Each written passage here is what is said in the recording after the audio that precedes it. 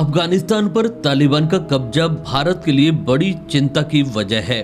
जम्मू कश्मीर में हिंसा का दौर तब शुरू हुआ था जब सोवियत यूनियन के सैनिकों को अफगानिस्तान छोड़ जाने को मजबूर होना पड़ा था।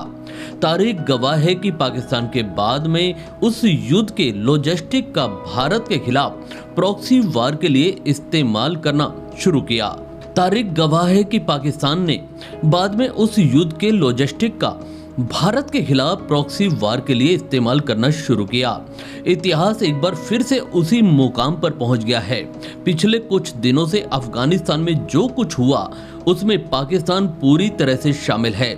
जाहिर है वह एक बार फिर से वही खौफनाक खेल खेलने की कोशिश करेगा जिसमें उसे बीते दशकों में काफी कामयाबी हाथ लगी थी।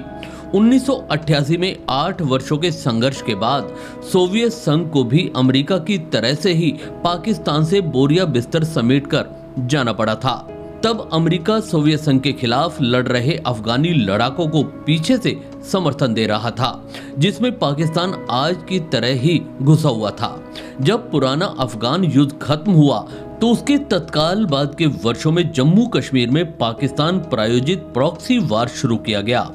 दरअसल इसके लिए हथियार कहीं और से नहीं आए थे, बल्कि यूएसएसआर के जाने के बाद अफगानिस्तान में जो हथियार और गोला बारूद गोदामों में भरे पड़े थे, पाकिस्तान ने आतंकी संगठनों के जरिए उसे कश्मीर के लिए इस्तेमाल करना शुरू कर दिया। तालिबान के सामने लगभग हथियार डाल चुके अमेरिका के निकलने के बाद जो स्थिति बनने वाली है वह भारत के लिए बहुत बड़े खतरे की घंटी है, क्योंकि तालिबान में पाकिस्तान सीधे और परोक्ष रूप से किस कदर घुसा हुआ है उसकी सच्चाई किसी से छिपी नहीं है। यानी जो हथियार और गोला बारूद तालिबान और उसके पाकिस्तानी सहयोगी अफगान सरकार के खिलाफ कर रहे थे, उसे भारत की ओर मोड़ने की कोशिश से वह बाज आएंगे, यह सोचना भारी पड़ सकता है। सिर्फ तालिबान के आतंकियों और उसके पाकिस्तानी साथियों के हाथ लगे अफगानी सेना के हथियारों तक ही बात सीमित नहीं है।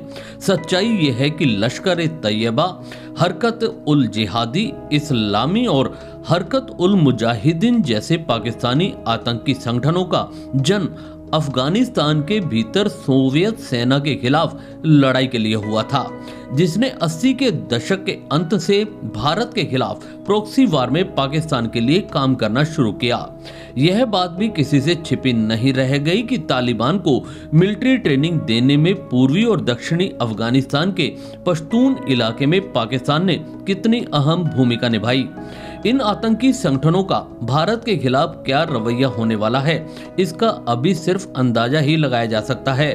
खासकर आर्टिकल 370 हटाने के खिलाफ उनकी बौखलाहट तालिबान की सत्ता आने पर भी शांत रह पाएगी, यह एक बड़ा सवाल बन गया है।